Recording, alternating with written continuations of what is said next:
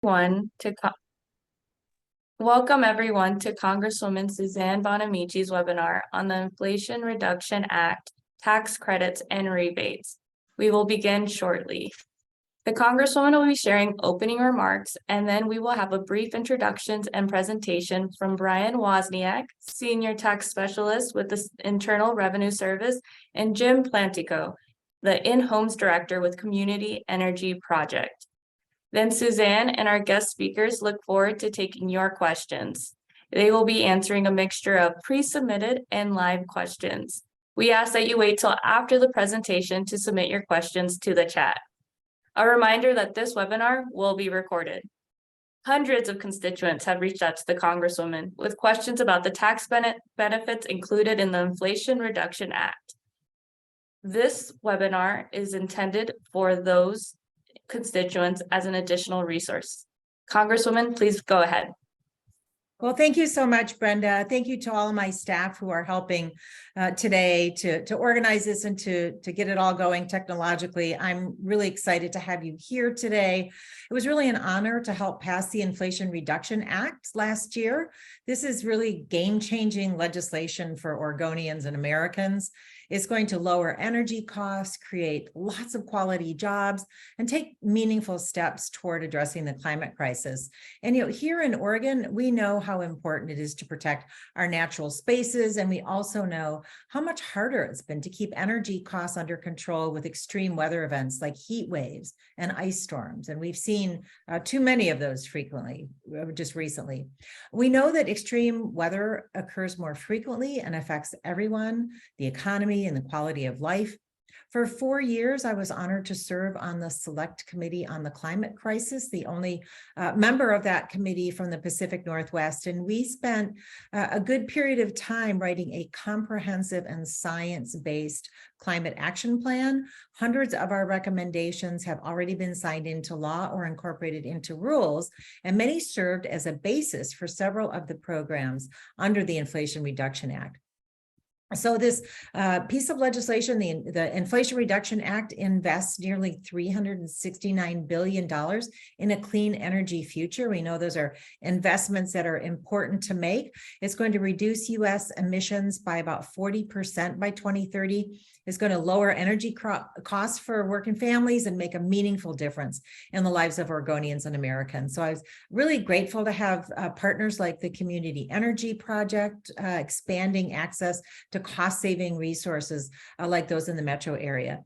Last year, I met a woman named Sammy, and Sammy is a Portland homeowner who told us a great story about how she received a deep energy retrofit working with Community Energy Project. And then after the record heat dome, her event was not getting cooled properly. She couldn't find affordable ways to make repairs. And then Community Energy Project helped her with those retrofits.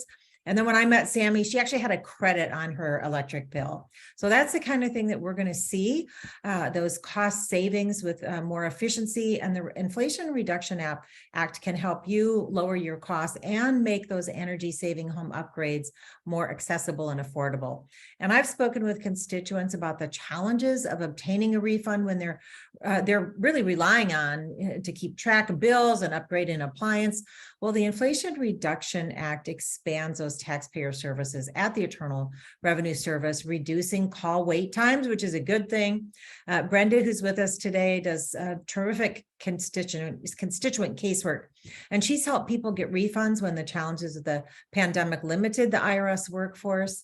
I'm also working with Senator Cory Booker on the Tax Refund Protection Act. We know the tax code is complicated, and that's why we're having this webinar. And I know some people actually hire tax return preparers. My bill will protect consumers who use a preparer by making sure that they're qualified and licensed, and also by improving transparency by requiring disclosure of any hidden fees and wait times for refunds. So today, I'm very excited to be joined by two experts who are going to be helping me answer your questions. Brian Wozniak is with the IRS Legislative Affairs, and he has more than 25 years of experience with the IRS. We're grateful for his experience and service and his willingness to be with us today. And Jim Plantico, who's the In-Homes Director of the Community Energy Project. So throughout the webinar, Brian, Jim, and I will answer your questions. And as Brenda explained, some had been submitted in advance when you signed up. And then we'll take live questions. So please submit your questions to the chat. My staff will be monitoring that. And then additionally, I know we won't be able to get to everyone's question. We're going to do our best, but you can reach out to my office at any time for information or help with a federal agency, not just with the IRS, but we also do constituent casework and Medicare, Medicaid, Social Security, immigration. My office number is 503-469-6010. And again, that number you can use for help with any federal agency, Veterans Affairs, IRS, healthcare, Medicare, Medicaid, Social Security. So please, I'll repeat the number, 503-469-6010. So now Brenda's going to be introducing Brian, and then after that, we'll hear from Jim, and then we'll start taking your questions. Thank you, Congresswoman. And next we have Brian Wozniak with the Internal Revenue Service.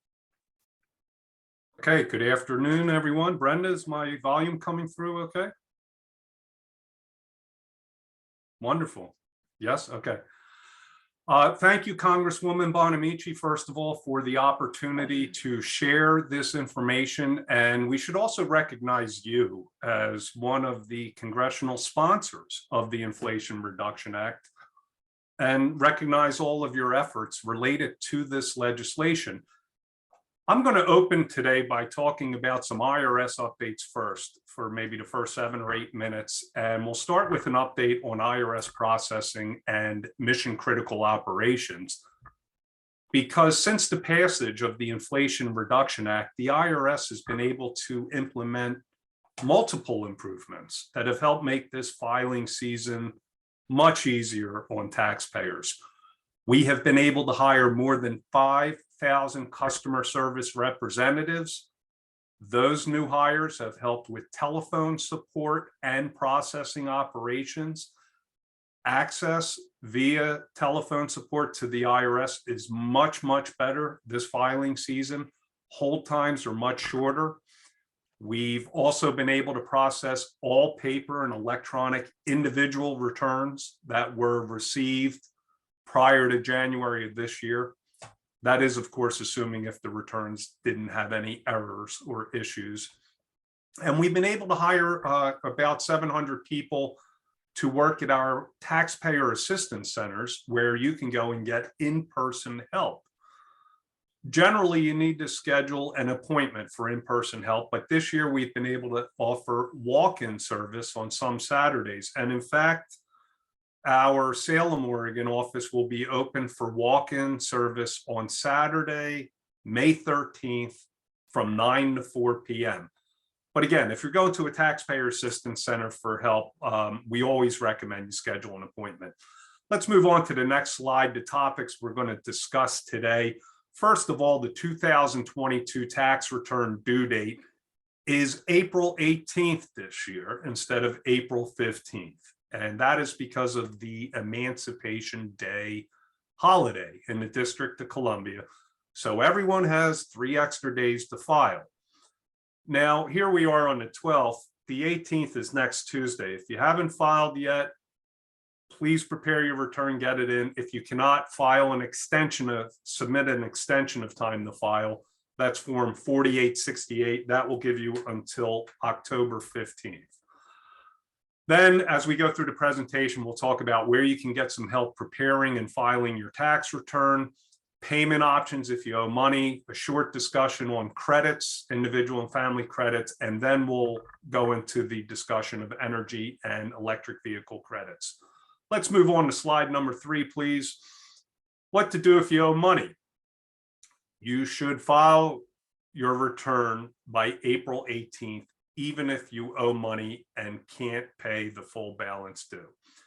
Now, this slide we're looking at, you can see at the top of the slide, it shows several different payment options, such as electronic funds withdrawal, direct debit, credit card, debit card, cash, money order, check. There's even other options that aren't listed there. The bottom half of the slide shows payment plans and other options if you can't full pay. So the first one there, short-term extension of time to pay gives you 180 days to pay the balance due. The second item is an extended monthly payment plan, which is for a longer period of time. There's an offer and compromise. And then the last item there is if you can't afford to pay it all, let us know so that we can at least put a delay on any collection activities or the collection process. One point I want to emphasize, if you owe, again, you should file your return by the 18th, even if you can't full pay, because the penalty for not filing is 5% per month for the first 5 months. The penalty for not paying is 6% or 3% per year. So would you rather pay 5% a month for 5 months or 3% per year? It's a common sense item. You have the references there on payment options. Let's move on to the next slide. Where to go to get help filing your tax return. This slide is pretty self-explanatory. First item, if you have internet access and your income is $73,000 or less, you can use IRS Free File. The link is on the slide here, but if you went to irs.gov and just did a search on the words free file, it would bring you to the information where you can prepare and submit your tax return online. We, the IRS, are in partnership with many tax preparation and software industry leaders who let you use their brand name products for free. Again, if your income is $73,000 or less. The second item there is if you need in-person help and your income is $60,000 or less, please use our VITA program, VITA, V-I-T-A, Volunteer Income Tax Assistance. They will help prepare basic tax returns if your income is $60,000 or less. In cooperation with VITA, you can see next to it there in the first bullet in the middle of the page, TCE is tax counseling for the elderly. We also work in partnership with another program with AARP, a lot of resources there. You have your phone numbers. And then at the bottom of the slide, if your income is above those amounts, or if you have a more complex tax return, you can use our Choosing a Tax Professional tool. Now let's go on. We'll talk about multilingual resources. The IRS, of course, we strive to serve all taxpayers, no matter where they live, their background, what languages they speak. We translate a lot of information. If you went to irs.gov and you did a search on the word languages, it would bring you to this webpage that we're viewing on the slide now. And you can see that IRS offers basic tax guidance and information in 20 languages from this page, 20 languages. But then at the top of this screen, you can see I highlighted the word English. You can see there's a little drop-down caret, a little arrow there. And if you clicked on that, you would see that irs.gov has extensive information in 7 languages. So if you need information in Spanish, Chinese, Russian, Korean, Vietnamese, etc., that's your best resource there. Finally, in the upper left, you can see Schedule LEP. That is for limited English proficiency. If someone wants to receive IRS forms and letters in a language other than English, they should file Form Schedule LEP and tell us what language they want to use for future mailings. Let's go on to the next slide. We'll talk about the irs.gov online account. We do offer an online account. There is a process that you have to set up and create the account first. If you have an account, then you can go online. You can view your tax return. You can get transcripts for current and prior years. You can make and view payments, set up a payment plan. You can get an identity protection personal identification number, an IP PIN. That's if you're a victim of identity theft or if you want to prevent identity theft. Then at the bottom of the screen, there's other options to get tax records. You can get them by mail or over the phone. Yes, you can call that number, order your transcripts. They'll be mailed to you within 5 to 10 days.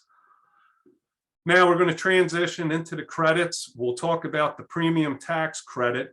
And I included this because the premium tax credit, it can be a fairly large credit. It is a refundable credit that helps individuals and families cover the cost of premiums for their health insurance that they purchased through the health insurance marketplace. So if you purchased your health insurance through the health insurance marketplace, please check to see if you meet the eligibility requirements for the premium tax credit. You see the references there, Form 8962 and Publication 974. The next slide lists 3 other credits: the child and dependent care expenses, the child tax credit, and the earned income tax credit. These credits were previously expanded under COVID provisions, specifically the American Rescue Plan Act of 2021. So the credits were larger in prior years, but the expanded provisions of these 3 credits were not extended. So now these 3 credits, they are still available, but they've changed back to the criteria that was in place prior to the pandemic. And I mention this because many taxpayers that previously claimed these credits may receive smaller refunds this year. And again, that's because the credits change back to the same criteria that was in place prior to the pandemic. Okay, now we're going to get into the meat of it: Inflation Reduction Act and the residential energy credit. I introduced this in coordination with the Inflation Reduction Act because the act is the single largest investment the United States federal government has ever made in clean energy and climate solutions, from the cars we drive to the ways we heat and cool our homes. We're going to start with the residential energy credit. You can see it here at the top of the slide in the title, but there's 2 parts to it. The first bullet on the slide is the residential clean energy credit, and the second part is the energy efficient home improvement credit. So let's go to the residential clean energy credit. This is the first item. This is a credit for property placed in service in 2022 through 2032. You can see the length of time there. So individuals can receive a tax credit of 30% of the cost of property, such as rooftop solar and other residential energy clean systems installed on their homes. And specifically what we're talking about here is 30% of the cost for solar panels or solar shingles to generate electricity. It also includes solar water heaters, small wind energy, which is the wind turbines, geothermal heat pumps. It has biomass, fuel property, fuel cells, and battery storage. The credit also includes the on-site installation cost. Now, getting into the specifics just a little bit here, if an individual, so first of all, this is a non-refundable credit. It can reduce the tax you owe in the year you pay the expense down to 0. But then if there's any excess, it's not refunded to you. But if an individual does not have a sufficient tax liability to use the entire credit amount during the year that they install the property, they can carry forward any remaining unused property to future years, up until at least 2032, and it may be extended beyond that. So that's the residential clean energy credit. Let's talk about the second part, which is the energy efficient home improvement credit. I'm going to open this. This is where you make energy efficient improvements to your house, of course. And there is a significant difference between claiming this credit on a 2022 tax return versus a 2023 tax year return. So I'm going to start with the 2022 tax year because that's what most people are, if they haven't filed yet, are getting ready to file by April 18th. But for 2022, the credit is limited to a total combined credit of only, I shouldn't say only, of $500. So the maximum credit is $500. And that is a combined credit for all years from 2005, or excuse me, 2006 through 2022. For all those years combined, the maximum credit is $500. So if you've claimed it in previous years, you may have met that $500 threshold and not be able to claim it in 2022. So watch that carefully.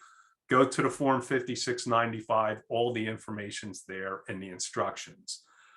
Now, I want to talk about the energy efficient home improvement credit for 2023 and moving forward, because that's where the Inflation Reduction Act really has modified this credit. The first item is the credit is increased to 30% of qualified expenditures. And the $500 limitation is increased to $1,200 per year. That said, so it's a maximum now $1,200 per year. Each year stands alone. And in addition to that, the Inflation Reduction Act separated out heat pumps. And I'll just give a heat pump is an item that is used. It's an appliance that heats and cools your home. Okay. And then there's also heat pump water heaters. So in addition to the $1,200 per year, the Act separated out heat pumps and heat pump water heaters. And you can also get a credit of up to $2,000 a year for those two items. So you could potentially have a credit of $3,200 per year.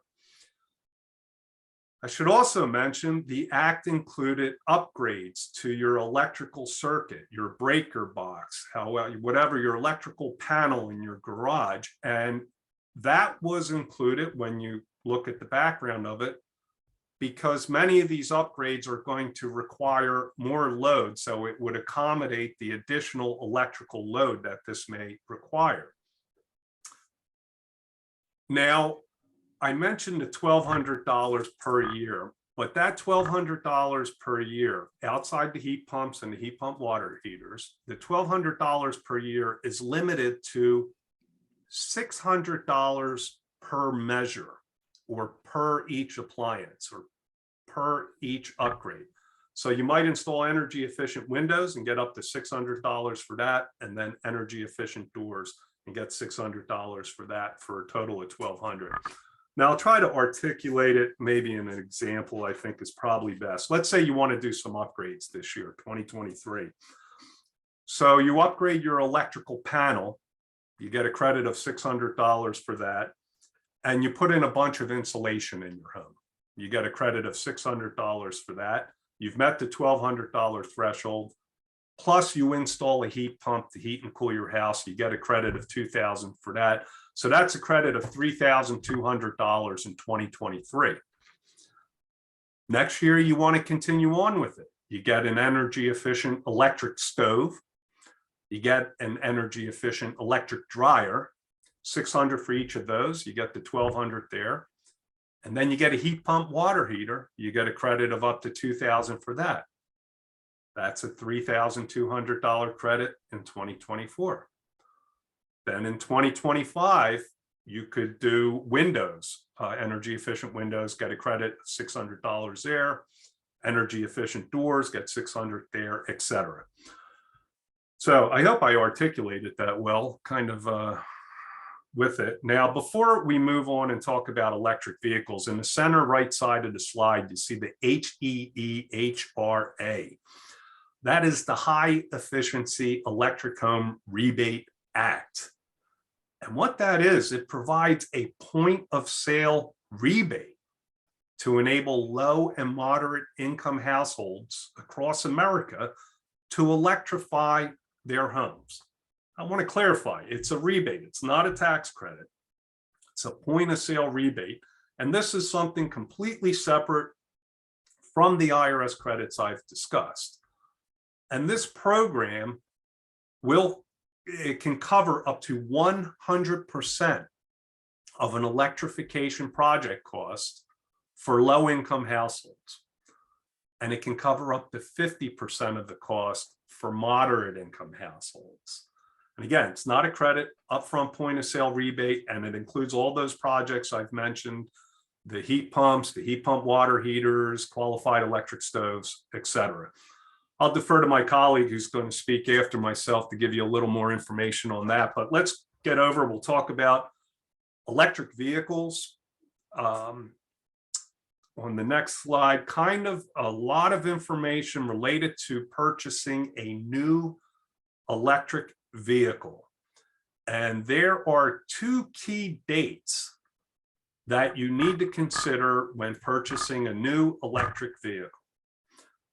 The first date is August 16th of 2022. So this obviously applies to people who purchased an electric vehicle last year and are getting ready to claim it when they file now. The Inflation Reduction Act went into effect April 16th. So the day after, actually, April 17th, this provision. And so for vehicles purchased up until April 16th, we had the one set of criteria that was in place. But for vehicles purchased after that, a new requirement went into place that stated electric vehicles must be manufactured in North America. So after April 16th, electric vehicles made overseas generally did not qualify. Right, I'm sorry to interrupt, but I think you mean August, right? Because not April, because the Inflation Reduction Act went into effect in August. I apologize. Okay, I just want to clarify that. Thanks. Thank you. So when that went into effect, there's some provisions. If you were already locked into a contract, you may still have something if you were in a contract before that date and the vehicle is delivered afterwards. The second date that I want to mention is April 18th of 2023. That's the due date of your tax return, by the way, next week, next Tuesday. Because next Tuesday, April 18th, two new requirements of the Inflation Reduction Act go into place. And they are the critical mineral requirement and the battery component requirement. So you want to make sure if your vehicle is going to be delivered after that date that it still meets those requirements. And there will be a new list posted of qualified vehicles. We've provided the websites in this presentation where you can go look and see. But if you're in contract or looking at a vehicle now, that's a critical date for you to look at. Now, I want to take a step back, just talk about the credit itself, some of the basics. The maximum amount of the electric vehicle credit is $7,500 per vehicle purchased that year. It is a non-refundable credit, so the credit can only reduce the amount of tax you owe to zero. It cannot be carried forward either. It's only used on that current year to reduce your tax liability. There are price limitations. We look at the manufacturer's suggested retail price, MSRP. If it's a van, sport utility vehicle, or a pickup truck, it has to be priced at $80,000 or less, the MSRP. For cars and other vehicles, it's $55,000 or less. There are income limits that taxpayers have to meet. For example, a married filing joint couple has to have adjusted gross income of $300,000 or less. Again, I mentioned the last year, the requirement that it be assembled in North America, and then the new requirement going into effect April 18th of this year for critical minerals and battery components. And at the top of the slide is an excellent resource, irs.gov/clean vehicles. And what you're looking at here is the publication 5724-A, the publication listed at the top. This is just a snapshot of the screen page. It's a one-page document that gives you the basics, and then you can go to the website and get additional information. And finally, we're going to talk about the credit for buying a used electric vehicle. On the next slide, please. Beginning in 2023, brand new, part of the Inflation Reduction Act, there is a credit for purchasing previously owned clean vehicles. And what you should really know is there's some basic requirements. First of all, the sales price of the qualified vehicle needs to be $25,000 or less. The credit is calculated as the lesser of $4,000 or 30% of the sales price. There are income limits similar to the income thresholds for a new vehicle. You can't be claimed as a dependent on someone's return and claim this credit. And then there are a couple small little nuances I just want to make you aware of. First of all, the vehicle, if you the credit for used electric vehicle, if you're buying one, it must have a model year at least 2 years earlier than the calendar year when you buy it. So for example, if you buy a qualified used vehicle this year in 2023, the vehicle would need to have a model year of 2021 or older. Also, the previously owned vehicle must only have one previous owner, and the previously owned vehicle must be purchased through a dealer or from a dealer. Has to weigh less than 14,000 pounds and then meet some other basic requirements as far as battery size, be a plug-in, hybrid, electric, etc. And fuel cell vehicles, by the way, I keep saying electric, fuel cell vehicles fall under these guidelines as well. Again, you have the reference on the website at the top of the page. What we're looking at, this screenshot is a snapshot of publication 5724. If this applies, please take a look at that. And finally, if you take a look at the next screenshot, it just gives some additional resources. I strongly recommend the second bullet there is second and third bullet. The second bullet is an IRS news release. And that third bullet, fact sheet 2023-08, contains a lot of useful information that if this applies to you, please take a few minutes and read through that. Fueleconomy.gov has listings of vehicles and lots of other information there as well. With that, I apologize to everyone. I ran a few minutes over, but I'll turn it back to Brenda. Brenda, take it away, please. Thank you. A lot of great information. Thank you, Brian. And just a reminder for participants, we will be including the resources discussed by Brian in a follow-up email tomorrow. Up next, we have Jim from Community Energy Project. If you want to take it away, Jim. Yeah, thank you, Representative Bonamici, for including me in this conversation. And Brian, great information, a lot of stuff there. My name is Jim Plantico. I am the in-homes program director for Community Energy Project. Community Energy Project is a community-based organization that provides educational workshops as well as weatherization, repairs, and energy efficiency upgrades for primarily low-income households in the Portland metro area. Before I jump into talking about IRA funding and energy efficiency upgrades, I just want to tell you a bit about my background. Back in 2008, I was laid off, and by using federal funding similar to this, I was able to start an energy efficiency business that helped homeowners apply for financing and incentives to make energy efficient improvements at home. I installed a lot of energy efficiency measures in houses for homeowners that could afford it. And I saved those homeowners a lot of energy and I grew that business and eventually sold it. Today at Community Energy Project, I use that same knowledge to help clients, contractors, and households from a diverse background navigate a successful pathway to energy efficiency at home. It's sort of my way of giving back to the community. Community Energy Project is an organization that has a lot of resources that are available to individuals. We provide free workshops for people both in person and online. And we show ways to save energy efficiency at home immediately.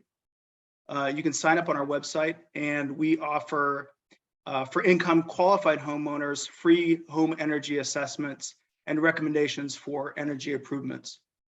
Our website can provide guidance to sign up for utility bill discount programs, as well as community solar. I recommend most people who are renters, we have workshops that are available.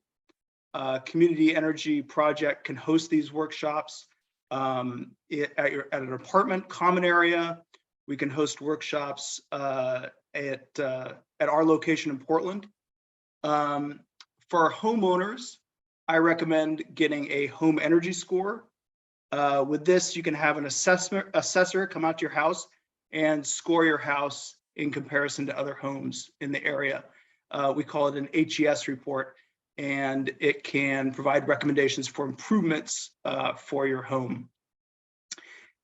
I hope that with increased funding, we can get more efficiency upgrades in the state of Oregon. And my organization helps folks finance those energy efficiency upgrades. And really, the improvements that we make can have a direct impact on the people that we serve. For example, last summer, I had an older client who was in her 80s, and we came to her house, and I got there and the home was 84 degrees. And we were able to install a heat pump in her home, which provided heating and cooling in her house. And we were able to, she's able to now reduce her thermostat and really get her temperature to 75 degrees as she likes it. And we replaced her old oil furnace. And the great thing about heat pumps is how efficient they are at maintaining the temperature in a home. After we installed the equipment, she said she never wanted to leave her house. I don't know how much retirement costs, but because I'm not there yet. But really, it certainly costs more than a heat pump. And this client now pays less in energy and now can live in place in her home comfortably. Energy efficiency, heating and cooling should not be a luxury, and everyone deserves a healthy, safe, and energy efficient home. So we're really out there providing direct impact. My job primarily is to go into houses and assess the home and find ways that an individual can make their houses more efficient and save on their utility bills. Thank you for the opportunity to speak. Thank you, Jim. And once again, we'll be including those great resources that Jim mentioned in that follow-up email. Now, Congresswoman Bonamici and our guest presenters look forward to taking your questions. I will kick off our Q&A with a pre-submitted question. Please feel free to submit your questions in the chat. If you need further assistance, please contact the Congresswoman's office or your member of Congress. If you live in Northwest Oregon, you can reach us by going to bonamici.house.gov and then clicking on contact.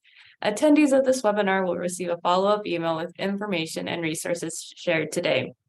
All right, our first question today is from Michael. Michael asked, can you explain why it's called the Inflation Reduction Act and how is it reducing inflation and how is it being paid? Congresswoman? Yeah, thank you. Thank you, Brenda, and thank you to Brian and Jim for your presentations. Really helpful information. Michael, thank you for that question. The Inflation Reduction Act actually addresses inflation by lowering energy costs, which is what we're hearing about today. But there's also another big component, and that's making healthcare more affordable. So in addition to the energy benefits that we've already discussed, it now allows Medicare to negotiate lower prices, caps annual costs of prescription drugs for those on Medicare, caps insulin costs for those on Medicare. And I'm happy to say that the industry is sort of following that, even for people who aren't Medicare recipients. And then it also has some penalties for companies that are unfairly hiking prescription drug prices. So there's some savings there, but there are also some more savings. And I'll tell you why it is an Inflation Reduction Act. So there are some changes to our tax code to really make it more fair. The largest corporations, and I mean those making more than $1 billion annually, will pay a minimum rate.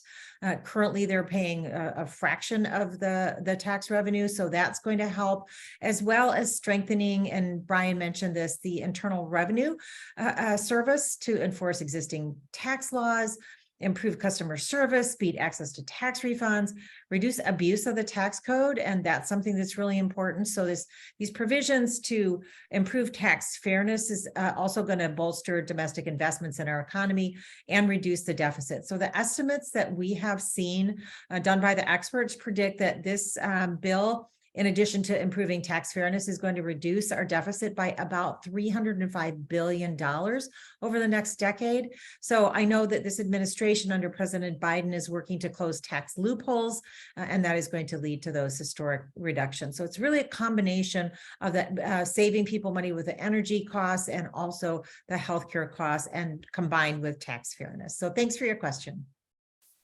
Thank you, Congresswoman. The next question is a live one. Sarah asks, are there specific heat pumps that are approved under the IRA? And when will the IRA rebates go into effect? Brian? Couple of items there. Heat pumps, they can qualify both for the tax credit and then under the high efficiency electric home rebate credit. The best reference I would say is to go to, there's several sites, energystar.gov, energy.gov, and we've provided some of those links. And if you want to follow up with the Congresswoman's office, I'd be happy to provide those directly to you. And you can simply go to a site and look at all the qualified appliances, the heat pump appliances you can buy. And you're also going to find that when you work with either Jim's shop, he of course will ensure that they meet these requirements, or when you go to purchase one of these appliances direct, they're clearly marked by the manufacturer as meeting the requirements. So the retailer or wholesaler who's selling it should be able to certify it. It's on the appliance itself, but it's always a good idea to check one of the official government websites to make sure it meets the requirements.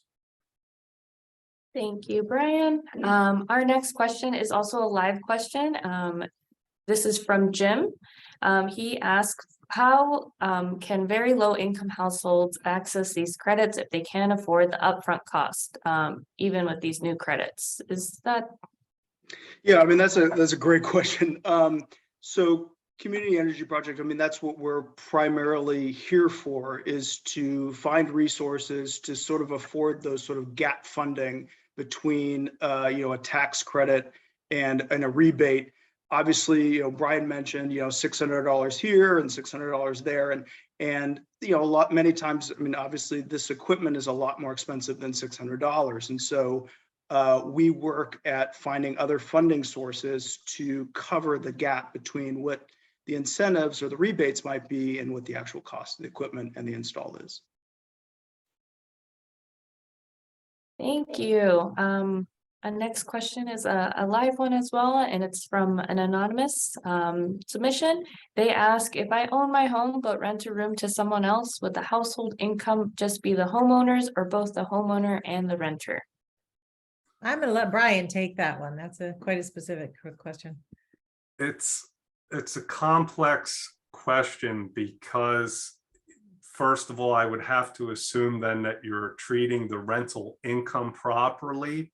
And there's a whole scenario where you would be prorating a percentage of your house out as a rental and part of it as for personal use.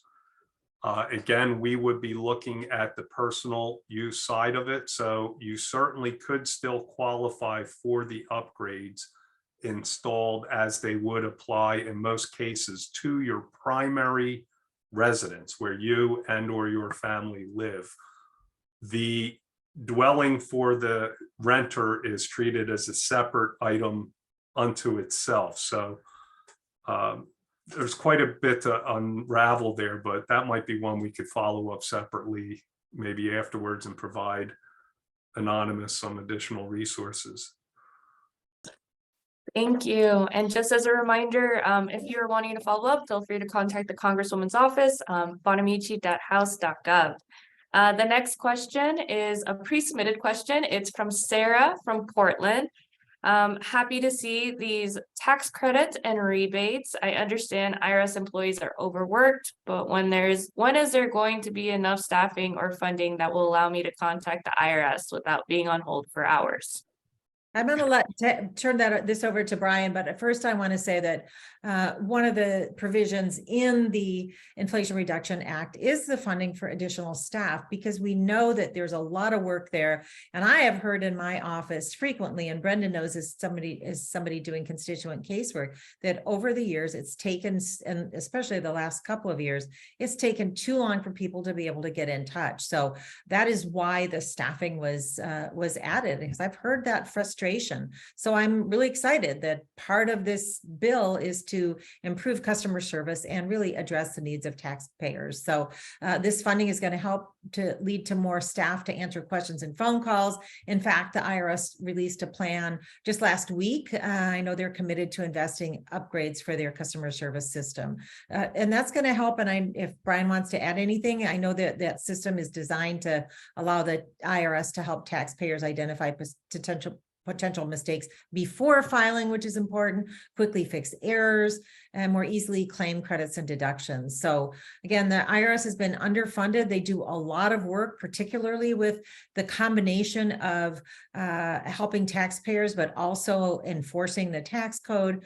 So I also want to note that unfortunately, one of the first bills that the current majority brought up in the full House for a vote was rescinding these provisions that fund the IRS staffing, which I happily voted against, because I know how important it is for the staff to be able to do this important work.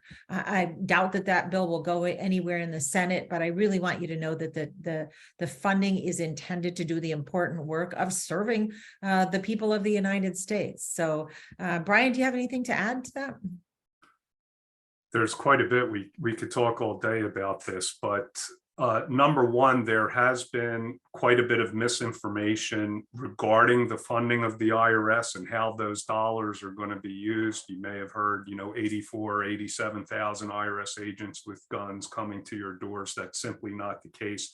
Very few agents carry guns. It's only our criminal investigation division, and they work the most egregious cases, money laundering. I don't want to go down that rabbit hole, but the employees that we're looking to hire are customer service representatives to work the telephones, folks to work in processing, folks to work the walk-in offices, etc. We've also lost a tremendous number of people over the last 12 to 13 years. Our workforce has decreased by thousands, tens of thousands of people. I could get you the exact number. I don't have it here in front of me.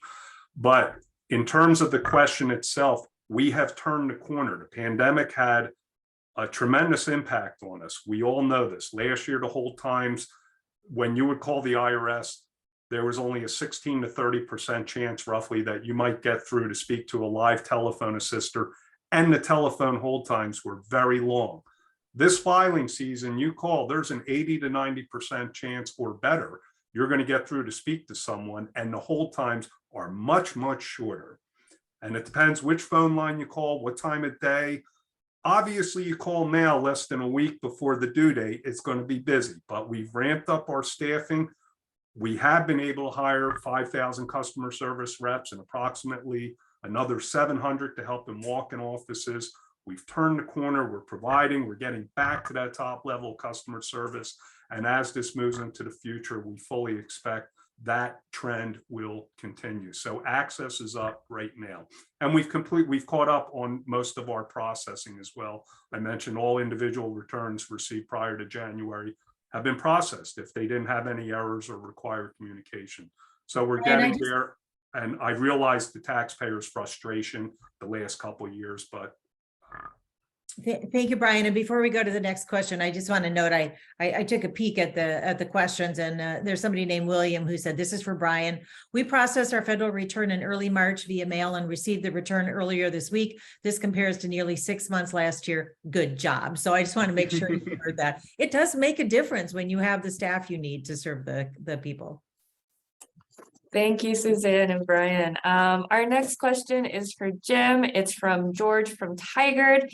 There are a slew of some solar installations touting, quote, no cost to the homeowner. Are they legit or a scam? Any tips to avoid scams with all these promotions going on?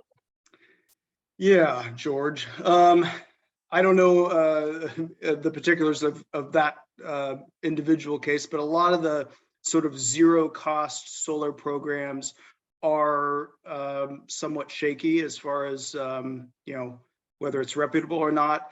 A lot of times with solar, there's a lot of engineering for roofing structures as well, and so there's additional cost to have the roof strong enough to support solar. So typically it's sort of a loss leader. Someone will come in and offer you this free service, but there's always going to be some costs associated on the back end. Brenda and Jim, could I just chime in real quick on that too? To build onto that, obviously the credits, we talked about the 30% credit, and then the credits for the low income folks and low to moderate where it may be free up front. Be careful, buyer beware when you look at these. And sometimes when you talk to these individuals, when they say no cost, it may be no cost over a period of time. They may be looking, say, hey, you install the solar panels, you won't have to pay electricity for 25 years, but then it takes 25 years to recover the out-of-pocket cost. So do your homework, get an energy audit, whether it's through the Community Energy Project or someone else, work with reputable retailers. And as somebody with a consumer protection background, I absolutely agree. Just do your homework. If you have any questions at all, don't hesitate to contact my office and we can help you do that. Legwork to make sure that you're not trapped into something that you didn't expect. Thank you, Suzanne, Jim, and Brian. Our next question is from an anonymous, a live question. My husband is a carpenter. Can we install our own windows and doors and claim that installation as a credit? I think that one falls in my court. The cost of the installation. So someone installs qualified energy efficient windows and energy efficient doors. Those costs are deductible for the units themselves.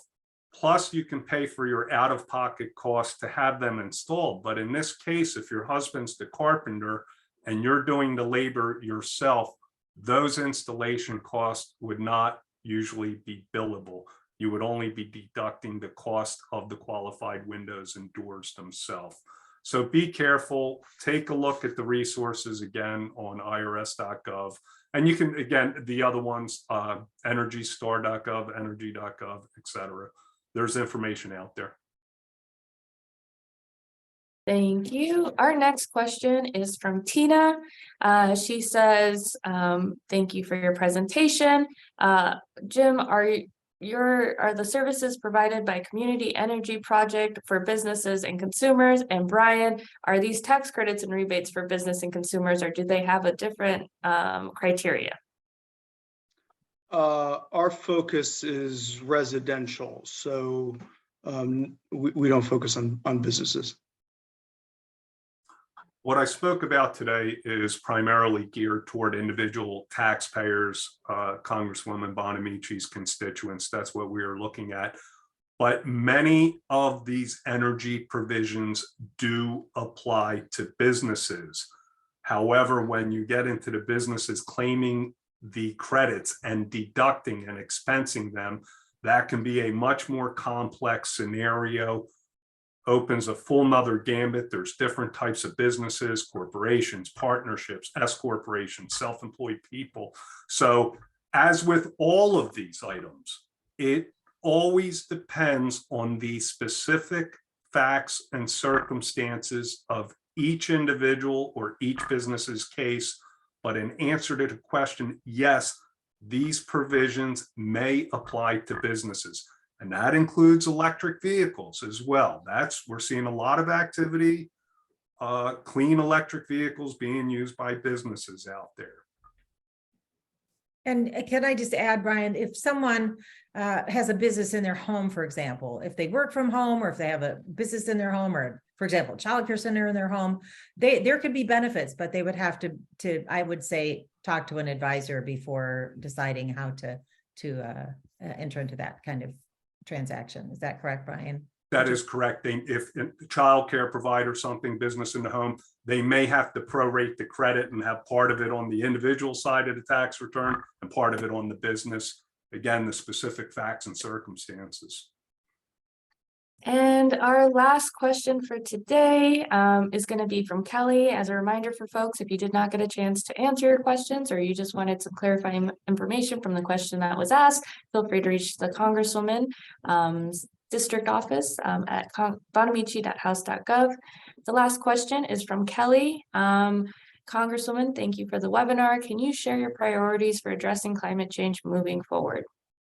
Oh, yes. Thank you so much, Kelly. That's a great question. And as I mentioned, the Inflation Reduction Act was a start. It's a very important piece of legislation, but we know we still have work to do. So we need to continue transitioning to clean energy. The transportation sector is a large part of that. Part of that is making sure that our grid is adequate to handle the additional load. I also work on a lot of ocean health issues, like ocean acidification, for example, because the ocean absorbs a lot of carbon emissions, and that's affecting our coastal communities and economy. So addressing ocean acidification is something that I've been working on a bipartisan basis. Also, as we look toward the tax credits and things that we mentioned today to incentivize, for example, electric vehicles and home energy efficiency, we're going to see how this is all rolling out and how it's working. I do want to note that I think we're seeing a lot of the changes in the electric vehicle field being driven, pun intended, I guess, by the industry. And you'll see the automakers really stepping up and making a lot more electric vehicles here in the United States. And I know the EPA is coming out with some new standards as well that will help drive that change, that transition. And as we do that, we need to look at our infrastructure, including charging infrastructure. And that's something that we made a difference with the bipartisan infrastructure law that has infrastructure investments in charging stations as well. So I know there's a credit, and Brian might want to just weigh in here, for installing charging stations, for example. If you're putting one in a home or your garage, for example, if you have a garage and you're installing one there's a tax credit for that. Is that, and I believe that's correct, Brian. So there's a lot more that we can continue to do, building on what we started with the Inflation Reduction Act, making sure that the implementation is there as we transition. I know it's important. One of the things I do want to add, is someone who's worked on climate issues for a long time, is the health benefits as well. And the cost of inaction is really serious. So these are investments that we're making for people's health as well as for the environment, as we see increasing severe weather events and increasing extreme temperatures and increasing drought. Taking action is going to make a difference. So thank you. And Brian, if you just want to weigh in that, I believe there's a credit for charging stations as well as part of that infrastructure. There is. The charging stations can be a little complicated. I talked about the credit for upgrading your electrical panel as well. Some people just need to upgrade their electrical panel and have a 40 or 50 amp plug-in for their electric vehicle to get the fast charging, level 2 charging. But there's a lot in there for businesses as well. But there's provisions. You have to research it again, back to the specific facts and circumstances. Terrific. And we're also seeing, I just want to add to that question, Kelly, we're also seeing school districts, for example. Portland has a couple of new electric school buses. Beaverton has electric school buses. And as and TriMet's really ramping up their electric school buses. We're just not, we need more manufactured, and we need the workforce to do that. But we're going to start seeing positive health effects from that as well. You know, we've got kids with asthma riding on diesel school buses. And so as we transition to cleaner, greener school buses, electric school buses, we're going to start seeing those health effects as well in a very positive way. So it's very important that we make this transition. We want to do it in a way with the sort of environmental justice lens, and understand that change is challenging for many. The provisions in the Inflation Reduction Act are intended to help with that, but we'll keep working on it so that this is a just transition to clean energy and to a cleaner, greener economy. There are communities that were disproportionately affected, for example, oftentimes communities of color located by freeways.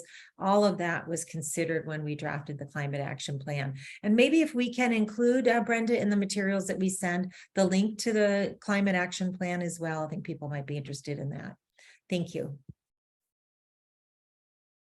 Great, thank you. And I think that's all the questions that we have today. Terrific. Well, thank you everyone for joining us. I know there are many questions that didn't get answered in the short time that we have today, but please feel free to reach out to the office and we will be sending out additional information. Thank you so much to Brian and Jim for bringing their expertise, and to the people who RSVP'd for the webinar. You will receive a follow-up email with the information and resources that we shared today. We'll also include a brief survey. So please let us know if this webinar was helpful. We want to provide more resources like this to help you access the savings in the Inflation Reduction Act. So again, thank you, Brian and Jim. And again, my office is available to help constituents who are struggling with federal agencies. So please, oftentimes that bureaucracy is difficult to navigate. We're there to help. So please call 503-469-6010. Leave a message if we don't answer and we can get back to you. Or if you prefer to submit a request through the website, it's Bonamici, bonamici.house.gov. And again, thanks everybody for joining us. I know we've covered a lot of helpful information today, but we really appreciate your being with us. And again, thanks to my staff and to Jim and Brian.